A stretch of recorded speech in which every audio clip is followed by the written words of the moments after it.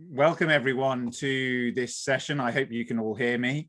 I am Dr. James Willard. I am a consultant child and adolescent psychiatrist and chief clinical information officer at Oxley's NHS Foundation Trust, as well as being the national specialty advisor for digital mental health at NHS England and Improvement. And I'm here to chair this panel, thinking about how we help our NHS workforce get to grips with digital technology in terms of the skills, knowledge and expertise they might need to help us deliver high quality, effective care. And I've got a wonderful panel with me this afternoon, and I'm going to get themselves to introduce themselves, and then we're going to hear from them in turn with their thoughts and experiences around this area. So first of all, Pete, if I can ask you to introduce yourself. Hi everyone, I'm Pete Knockley. I'm Deputy Director of Design and Delivery at Thrive by Design. And I was the lead designer on a product we're going to show you a bit later on. And I've been working in the area of digital skills, inclusion and co-design for about the last 6 or 7 years or so. And Sue, can we go with you next? Sue, tell us about yourself. Hi, I'm Sue Sibbald. I'm a peer consultant. I worked in the NHS for 10 years. I've done a lot of work around digital myself, and as someone who's used services. Yeah, I was part of the stakeholder group that helps with the guide. And Alex, tell us about yourself next. Hi, I'm Alex Stewart. I'm the Business and Programmes Manager for the NHS Confederations Mental Health Network, and we run a digital mental health forum, which I support running. So I'm here to talk a bit about that today. Thank you, Alex. Emily. Hi everyone, I'm Emily Butch. I am the Head of Physical Health and the COVID-19 Testing and Vaccination Lead for a mental health trust in London, Barnet Enfield and Haringey Mental Health Trust. I'm a registered nurse by background, but I'm here today with my other hat on as a Topple Digital Fellow to talk more about some of the work that we're doing around digital skills and competencies for mental health staff. Thank you, Emily. Henrietta, thank you for joining us. Henrietta, tell us who you are. Thank you for having me. So I am Henrietta Mbiabankas. I am a registered mental health nurse, but currently the head of blended learning at Health Education England, also leading on their digital learning and development. Thank you, Henrietta. So I'm looking forward to hearing from you all. But before we move on with the programme, I did forget to tell you where the fire exits were. But yes, so this recording, this video, this chat is being recorded and will be posted on YouTube. So don't worry about making notes. You can just focus on the conversation and watch it back again on YouTube. Do share your insights and comments in the chat function. There is also the Q&A function, so you can use that to post your Q&As, and we'll try and address those any insights or Q&A as we go through the session. We'll send out some feedback forms after the session, and if you want to engage on your socials, on your social media, please do use the hashtag Thrive by Design or hashtag Leeds Digi21. That's Digi21, Leeds Digi21, to engage with us. And I'm hoping we can keep an eye on all those channels and bring in your thoughts and comments. It would be good to get some conversation going here. I just thought before we move on to Alex and Pete to tell us about the guide that they produced, I just thought I'd share my reflection as a kind of child psychiatrist working on a daily basis. You know, I've been using a lot of video consultations, or doing a lot of video consultations over the last year, thinking about, you know, how can we use apps and sort of wearable technology in the children and young people's mental health space. One of the things I'm interested in is how we talk to young people about kind of meaningful consent in this situation. How do we sort of explain, you know, what good looks like, if you like, in terms of digital products? And I think that takes a lot more kind of practice and skills development than we like to think. Sometimes in the NHS, we kind of foist technology on our workforce and expect them to just get on with it. So I'm looking forward today to kind of thinking about kind of how we do that better. So with that in mind, Alex and Pete, tell us about the guide that you've produced. Perfect. Thanks, James. Yeah, I'm just going to start by talking about a digital skills and mental health guide, which we worked with Thrive by Design to develop through their co-design process, which Pete's going to talk more about. So just to start really briefly, so I work for the NHS Confederations Mental Health Network, as I mentioned, and we are the voice for NHS-funded mental health and learning disability service providers and commissioners in England. And I wanted to start by talking about why we wanted to develop this guide in the first place and why we thought it would be a useful thing for our members and their staff to access. So we're undoubtedly operating in a digital world now, and just to share a kind of few statistics around this. So in the UK, in the latest Digital Consumer Index survey, it's shared that 89% of adults use the internet daily or almost daily, and that was up from only 35% in 2016, and potentially wouldn't even be surprised if that was much higher now, given the context of the pandemic and the move to lots more kind of remote and digital communication. And whilst that figure is really high, I think it also does highlight potentially the extent of the skills challenge within the UK too. So an estimated 9 million people, or 16%, are unable to use their devices or internet without assistance. 12% of people, or 6.5 million, shared that they cannot open apps, and 2/3, or 66% of those online, have not used the internet or digital apps and tools to manage their health. And obviously we know that in the context of the NHS and healthcare, that will be lots of people who use services, people who deliver services. So it's really relevant to the way we work.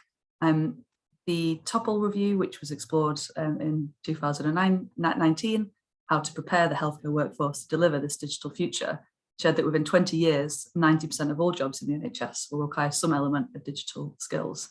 And it's really an area that we need to tackle to make sure that staff do feel digitally literate and to be able to deliver these services and support people who use services, which is where we wanted to develop this guide. I will just share my screen briefly. Yes, I hope hopefully you can see the guide. So we did, there is national priorities around digital transformation and kind of using digital services, which is where our guide fitted in, and we wanted to develop something that was really practical and within that framework for people to use. Sorry. But for us, it's also really clear that practice did change really rapidly in March last year with the onset of the pandemic, and that focus on delivering services remotely, both from staff working at home in an extent that we've never seen before, and also people kind of using services in a similar position, all grappling with how to deliver individual and group therapy sessions in a different way. And it was out of necessity rather than a kind of planned overall service redesign. We did some work around digital inclusion, which I'll touch upon a little bit later. We heard from people who use services there that they really felt that the level of confidence that staff had in being able to deliver digital services had a knock-on, a direct effect on their experience and confidence of using those services themselves and the kind of the quality of care that they received. And for digital services to be a genuine choice for individuals using services, it was essential that the workforce felt really equipped and supported to deliver high quality care in this way. Which is why we wanted to work with Thrive by Design to develop this guide. And Pete will talk a bit more about kind of how the guide was developed. I just wanted to share really briefly the principles which were co-designed with a group of clinicians and people who use services to kind of underpin how to approach this area and the area of digital skills more generally, which are, oh, I've gone too far, which were these areas. So because for me, these are kind of the really important things to kind of get right at the starting point, and then kind of what you do next is the kind of the secondary stage. So I focus on culture over tech, and this is really about learning and supporting each other. Tech won't always work, but kind of how you approach it and overcome it, I think is a really important kind of attitude and mindset to have, and how you support each other to approach that. A skills amnesty, so it doesn't really matter where you are right now. It's about having a safe space to reflect and get the support you need and have those conversations to be able to improve together as an individual, but also a team. And Also that not everyone wants or needs to be a digital expert. This guide was intended to be able to support people kind of where they are now and where they need to get to, but not to expect that everyone needs to be a complete expert in all areas of the digital world to be able to do their job. Similarly, digital should really enhance rather than replace. It's about creating this kind of rounded experience, and it shouldn't make the experience kind of poorer for anybody. It should just be about increasing quality and choice and access. And finally, a really important one around co-production, that all mental health services will be better if both people who use the services and their staff are involved in creating and making those decisions together. So he's going to talk a little bit more now about a bit more of what's in the guide. Thanks, Alex. As Alex said, we did a kind of co-design process, which for those who didn't come to our co-design session earlier in the week, is about designing with those people who it's going to affect. So this was with health professionals, people who work in services and charities, etc. We spent a lot of time with them through workshops to find out what the big themes were, that their problems were, and how we can help solve them. So Alex, if you scroll down just a wee bit to a bit more for me, please. Thank you. So yeah, so this bit. So this is about, so what came back was that, like Alex said, not everyone needs to be an expert, but in a team, you probably need people to have different skills, right?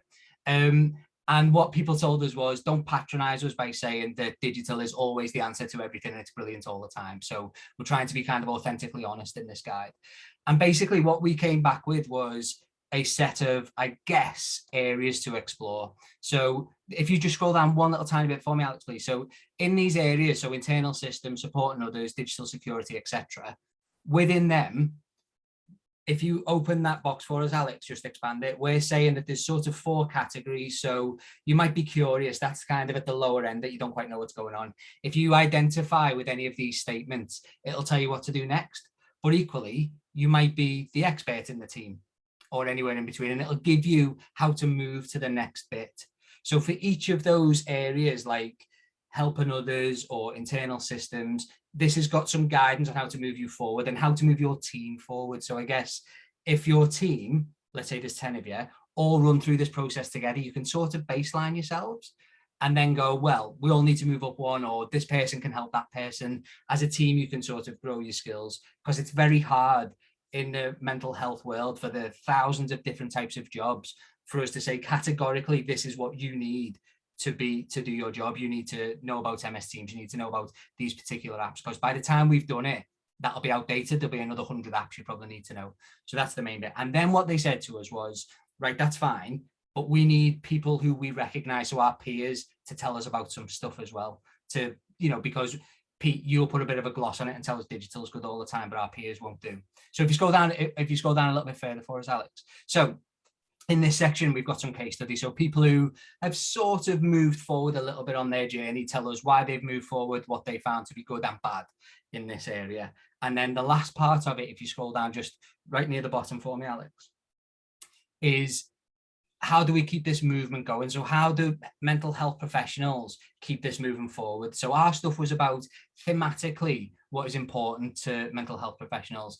This next bit is actually, if you need to know a little tip about Microsoft Teams or this specific app or EMIS or System 1, whatever it happens to be, we've tried to start this movement. So it's hashtag MHDigiTips.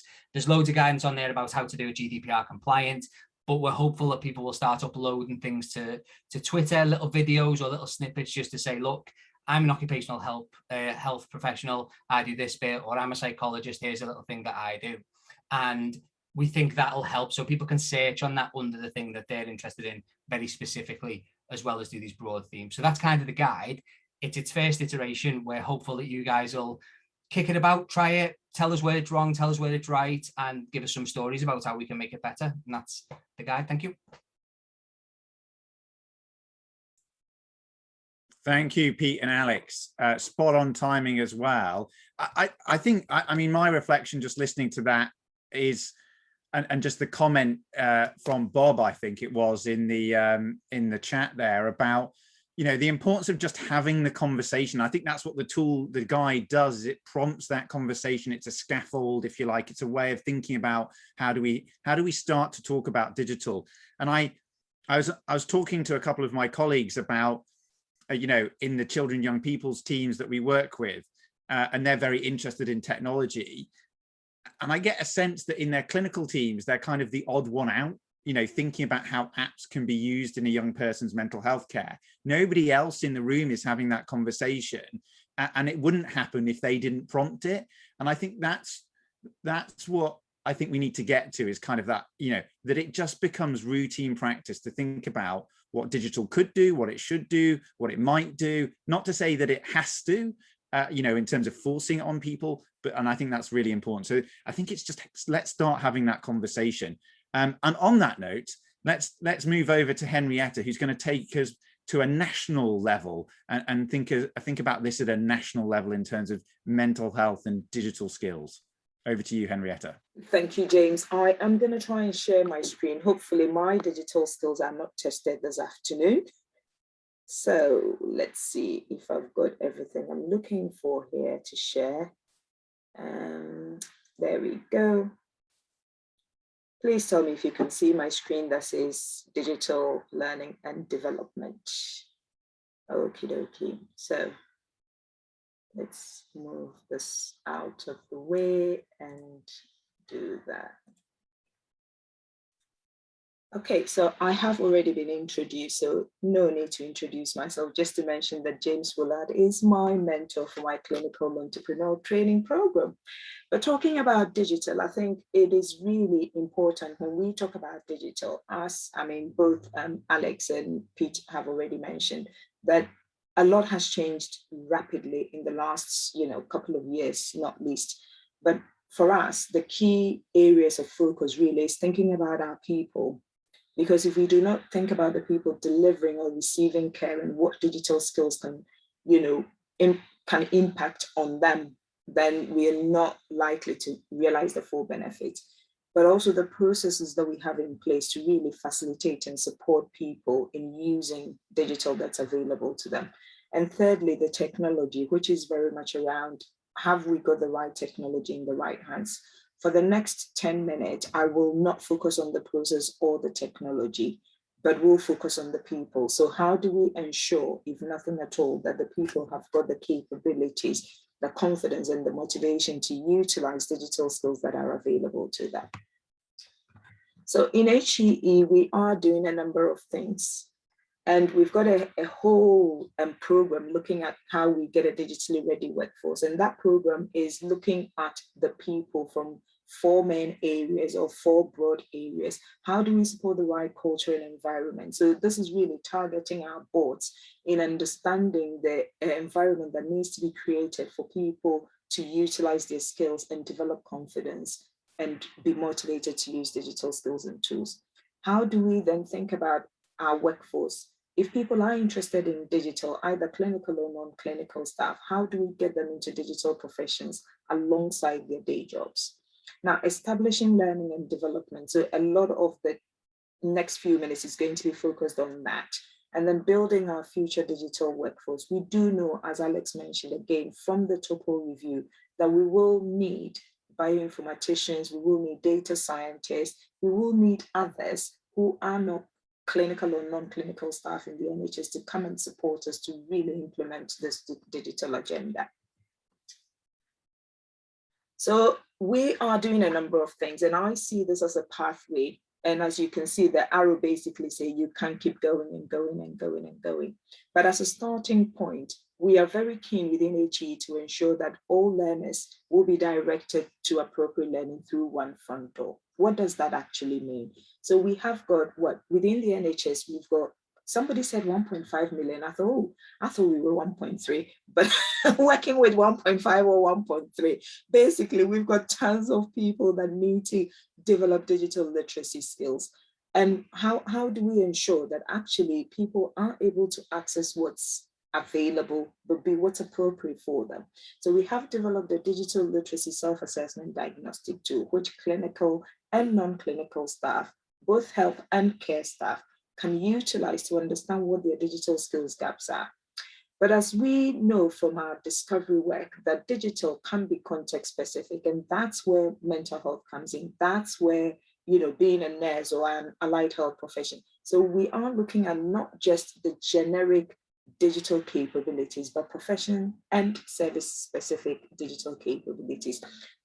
Emily will talk a bit more about the work that we're doing specifically for the mental health workforce. I'm not going to go into that, but to date, we have got digital capabilities mapped out for pharmacy workforce, for allied health professions, all 14 of them. And we've got work going on for nursing, for medical and other areas, such as primary care. But once people have gone into their professional area, they may well be interested in other digital learning. For example, data science, security, whatever that learning is, genomics, AI. How do we provide bite-sized learning?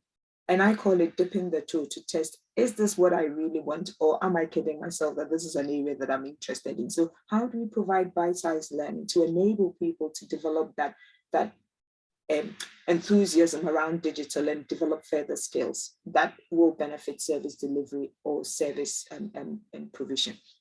And then again, as we move on, where is the accredited specialist learning sitting? So we've already started doing some work with our finance colleagues within NHS to think about the digital skills and capabilities for them as a specific workforce. We will be looking at things like HR. So it's really starting to think about how can we ensure that specific groups of people have access to accredited specialist learning that meets their needs as a group within our workforce. And then again, you've got Emily sitting right here, and an example of how fellowships are starting to help us develop our future digital leaders, or current digital leaders for that matter. So the fellowships, we've got quite a few fellowships, the Florence Nightingale, you've got the Topol fellowships, there are other regional and local fellowships that looks at primary care or digital health fellowships. So there are a number of fellowships really supporting the development of leadership there. And then of course, the entrepreneurial program is another opportunity to really develop leadership in digital, but in other areas too. And then the digital health leadership program, which historically we have called the Digital Academy, of whom James is an alumnus of, again, right up there in terms of the available training or developing digital leadership to really support us locally and regionally.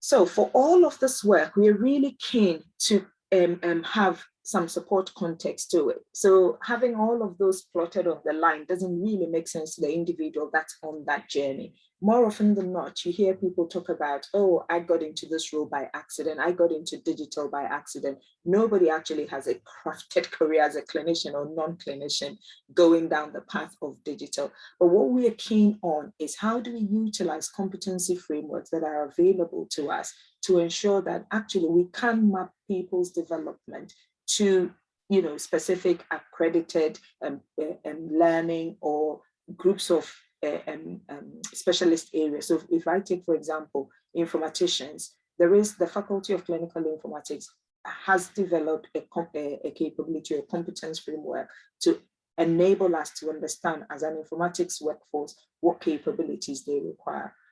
They will then support accreditation, but there are other accrediting bodies. So it's about, where does this learning fit?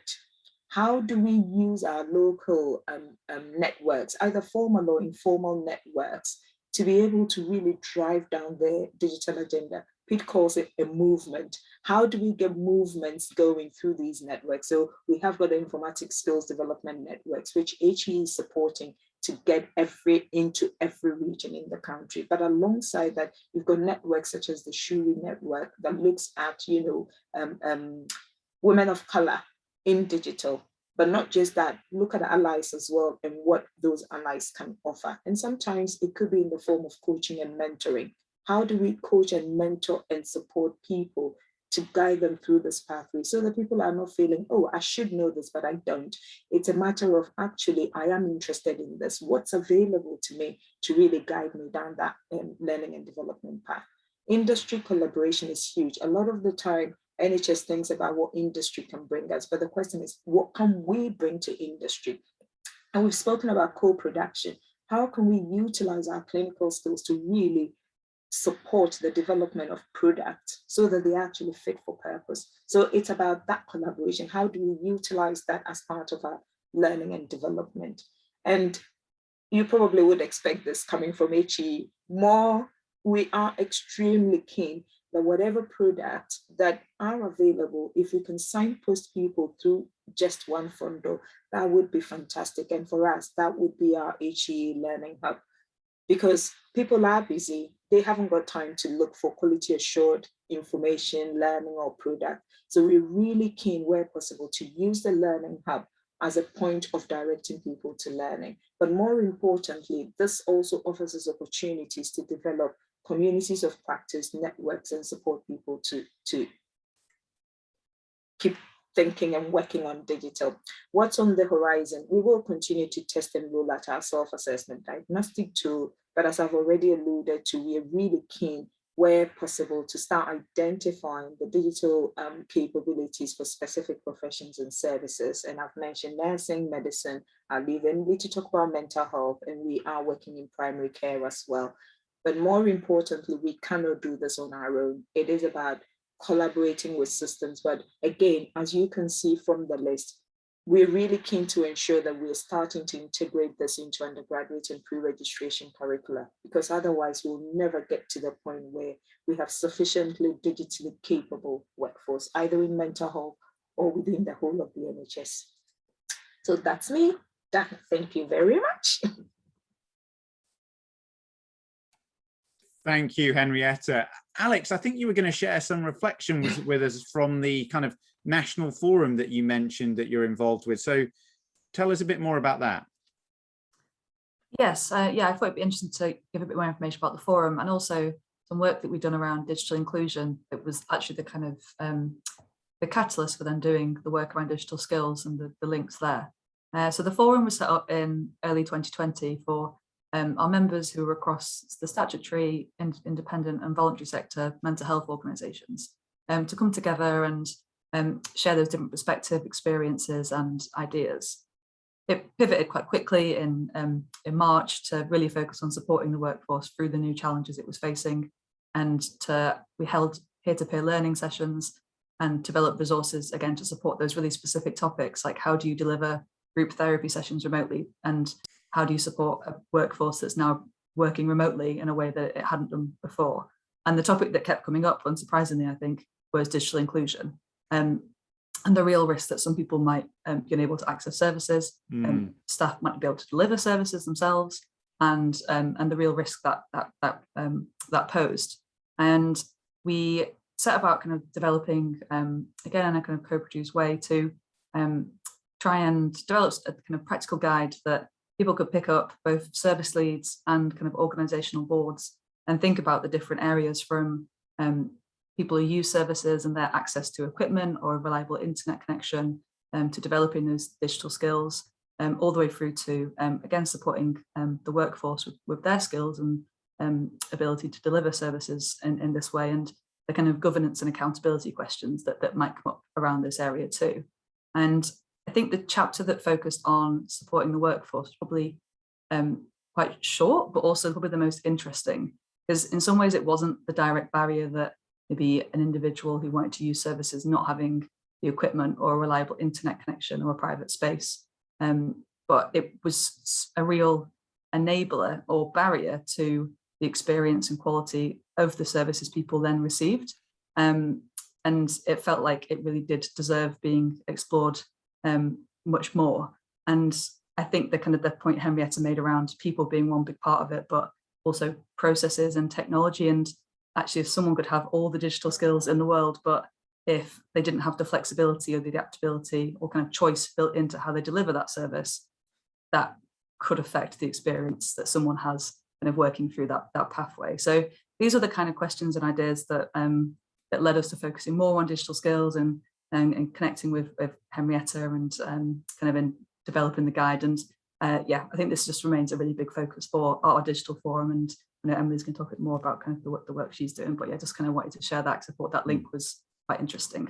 I mean, I think my excuse me, my design principle, if you like, for kind of thinking about a lot of this work in digital is, let's make it easy for people to do the right thing. Let's be absolutely clear what the right thing is. It's about, you know, kind of making sure that we're taking that, we're keeping the service user, the patient, the carer at the center of our conversation, that we're thinking about their needs. We're thinking about making it easy for staff to access the training, make it easy to use the tools that we're giving them. That's what's beautiful about the guide that you guys have presented, is that it's designed so that it's easy to use. And I think so often in the NHS where we get stuck with technology is we make it hard. We put things away from where people work. We put the IT department away from them, so they have to go there to do the training, and it takes half a day. And so I think if we can make this stuff easy, people are much more likely to do it, both for our patients, our carers, our the people that we care for, as well as our staff. On that note, let's move over to Emily, who's going to tell us about her work as a Topol Fellow. Hi, thank you, and really enjoying hearing everyone speak so far. It reminds me why I'm sort of doing what I'm doing. So I suppose a bit of background around the Topol Fellowship. This project that I'm working